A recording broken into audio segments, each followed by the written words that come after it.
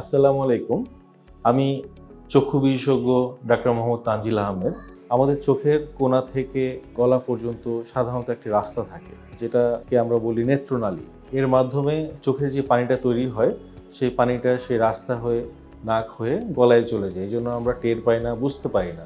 অনেক সময় অনেকের এই নেত্রনালীটা বন্ধ হয়ে যায়, চিকন হয়ে যায়, তখন গলায় পানিটা যেতে পারে না, তখন চোখ উপচে পানি পড়ে এবং কেতর হয়। সাধারণত নেত্রনালী যদি বন্ধ হয়ে যায়, তাহলে এটা সাধারণত ওষুধের মাধ্যমে এই নেত্রনালীটা ওপেন হয় না।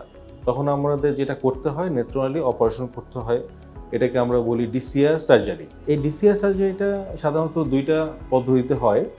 একটা হচ্ছে গিয়ে যেটা ম্যানুয়াল পদ্ধতি, যেটা সব জায়গায় হচ্ছে, বাংলাদেশের সব জেলা শহরেই হচ্ছে। এখানে আমরা মুখের উপরের ভাগে নাকের কোণায় একটু চামড়া কেটে তারপরে এই অপারেশনটা করে থাকি। এটাকে বলি আমরা এক্সটার্নাল ডিসিআর। আর একটা পদ্ধতি আছে যেটা আমাদের দেশে প্রায় নতুনই বলা চলে, এটাকে আমরা বলি লেজার ডিসিআর। লেজারের মাধ্যমে নেত্রনালী অপারেশন করা। এখানে কোনো চামড়ায় কোনো কাটাকাটি থাকে না, কোনো সেলাই থাকে না। রোগীর যে অপারেশন হয়েছে এটা কেউ সাধারণত বুঝতেই পারে না। এটাতে আমরা নাকের ভিতরে দিয়ে সাধারণত লেজারের মাধ্যমে অপারেশনটা করে থাকি। যারা অনেকে ভয় পান, যারা কম বয়সী, সাধারণত নেত্রনালী সমস্যা হয়, তারা লেজার ডিসিআর নিশ্চিন্তে করতে পারেন। এটা রেজাল্ট খুব ভালো এবং কসমেটিক পারপাসও খুব ভালো হবে। সকলে ভালো থাকবেন। আসসালামু আলাইকুম।